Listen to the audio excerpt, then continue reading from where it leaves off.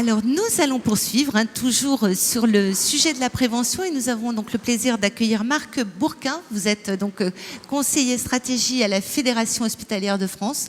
Nous allons bien sûr continuer à parler de prévention, Marc aussi, et de crise des urgences. Parce qu'on l'a évoqué également ce soir, les urgences sont clairement en très très grande difficulté. Est-ce qu'on peut faire un lien ? Est-ce que manque de prévention égale recours massif aux urgences, ou c'est vraiment quelque chose de beaucoup plus complexe, la crise des urgences ? Oui, c'est quand même plus complexe parce que évidemment, il faut partir de quelques éléments incontournables et incontestables. En 20 ans, le nombre de patients aux urgences a doublé, alors que la population française, vous le savez, a augmenté à peu près de 10%. Après, si on recherche les facteurs explicatifs, alors peut-être que je vais dire des choses un peu moins consensuelles, et je m'en excuse à l'avance. Alors il y a quelque chose, je pense, qui sera consensuel, c'est que le fait générateur premier, c'est évidemment le vieillissement de la population.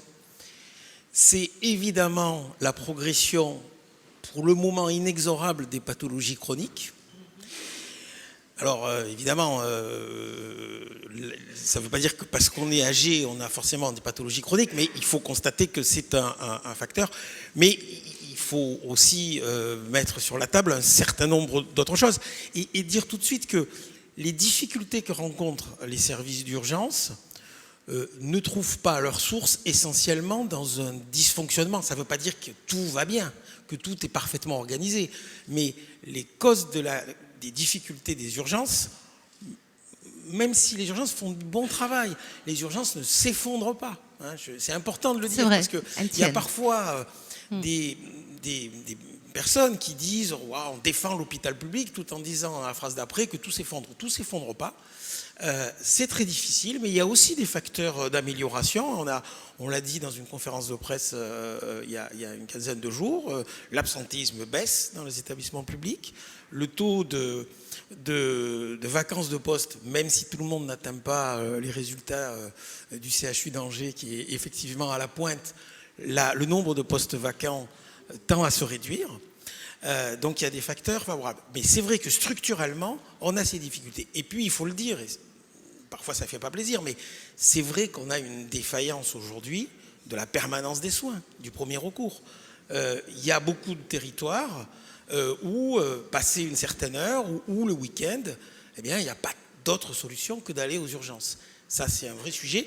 Et puis il y a un dernier facteur qui lui aussi interagit entre des difficultés de l'organisation du système de soins et le vieillissement, c'est que 40% des personnes qui sont hospitalisées après un passage aux urgences ont plus de 75 ans, alors que ça représente 10% de la population.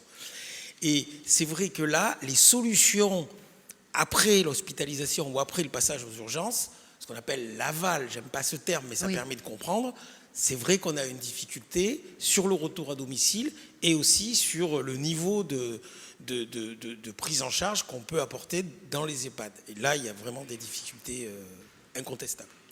Vous avez évoqué vraiment la progression des pathologies chroniques. Est-ce que là aussi, on doit accentuer les efforts en matière de prévention ?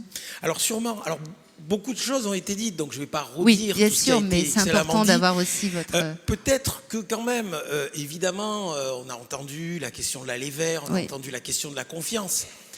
C'est vrai, mais il y a peut-être des actions plus spécifiques qui demandent un peu de courage politique. Est-ce qu'il ne faudrait pas que le Nutri-Score soit obligatoire ? Aujourd'hui, il ne l'est pas. Est-ce qu'il ne faudrait pas envoyer un signal aussi ? Est-ce que c'est normal que les produits les plus sucrés, les sodas, etc., soient moins chers que des produits qui sont plus sains pour la santé ? Là, il y a quand même des enjeux qui interpellent les pouvoirs publics. Voilà. Un dernier point, quand on regarde la Scandinavie, la Suède, par exemple, le taux de mortalité par cancer du poumon, des voies aérodigestives supérieures, est 4 fois inférieur à celui de la France. Non pas parce qu'ils soignent mieux, mais parce que ça fait des campagnes, il y a eu des campagnes massives de prévention, et puis aussi parce que, je ne sais pas si vous avez essayé d'acheter un paquet de cigarettes à Stockholm. C'est très cher. D'abord, c'est difficile de trouver, et ça coûte 25 €. Bon, voilà. alors c'est pour ça que c'est des sujets qui sont un peu moins consensuels, mais il faut quand même bien que... Il faut les poser. Il faut quand même, à mon avis, les poser. Mais effectivement, il y a aussi d'autres initiatives. Je pense que ce qui a été fait, ce que Cécile Jaglin a présenté tout à l'heure, il faudrait qu'on puisse le faire, et j'espère qu'on va y arriver, dans tous les établissements. Cette idée de campus sans tabac, cette idée d'améliorer les conditions de vie des professionnels. Et puis, on pourrait citer d'autres initiatives. Ce qui a été évoqué par M. Pont en lien avec le CHU de Toulouse. Eh bien, écoutez, les parlementaires ont pris une excellente décision. Ils ont décidé qu'il fallait généraliser le dépistage des fragilités des personnes âgées. C'est-à-dire, en gros, faire ce qui est fait autour du CHU de Toulouse partout. C'est-à-dire proposer à toutes les personnes au-delà d'un certain âge, à intervalles réguliers, de passer 5-10 minutes, alors ça peut être un professionnel de santé, mais effectivement, ça peut être le facteur, de passer 5 minutes derrière un écran et de répondre à un certain nombre de questions. Exactement. Et si on voit que la fragilité s'installe, mettre en charge de manière beaucoup plus précoce. Bon, le problème, c'est que le décret, ça fait 6 mois qu'on l'attend. Donc, vous voyez, il y a des choses un peu spécifiques. Et puis, je ne sais pas si vous me laissez encore une minute. Oui, bien sûr, je vous en prie. On a initié à la Fédération hospitalière de France, dans 5 territoires, ce qu'on appelle la responsabilité populationnelle. J'allais vous poser la question. Alors, peut-être en 2 mots, à moins ce que c'est. Voilà, de quoi s'agit-il? Au fond, il s'agit de construire une alliance des professionnels de l'hôpital et de la ville pour attaquer à la racine 2 pathologies chroniques, à savoir l'insuffisance cardiaque et le diabète. Alors évidemment, de la prévention, de l'aller vers, des contacts avec l'école, enfin tout ça a été évoqué, mais en le faisant de manière systémique. Et puis, quand malgré tout le diabète ou l'insuffisance cardiaque est là, mettre en place un chemin clinique organisé par les professionnels eux-mêmes pour... c'est tout bête, hein, envoyer le SMS au bon moment, n'oubliez pas votre visite de suivi par rapport à, par exemple, à l'état de vos pieds et de vos chevilles, parce qu'on sait que c'est un risque majeur du diabète. Voilà, pour essayer d'éviter l'aggravation de la situation avec un système de pyramide entre le risque le plus élevé avec des compensations et la population, la base de la pyramide qui est le tiers de la population. On commence à avoir des résultats. Je vous donne 2 chiffres. Une baisse forte de 30% du nombre de passages par les urgences pour diabète et une réduction de 25% des séjours longs qui sont, quand on a un séjour long, en général, c'est qu'il y a eu un coma diabétique. Donc ça marche.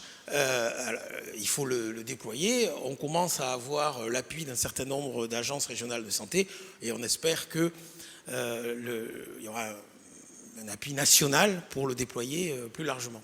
Effectivement, ce sont des résultats très significatifs. Sur combien de temps ? Alors, l'expérimentation a commencé à se déployer effectivement juste après la crise Covid.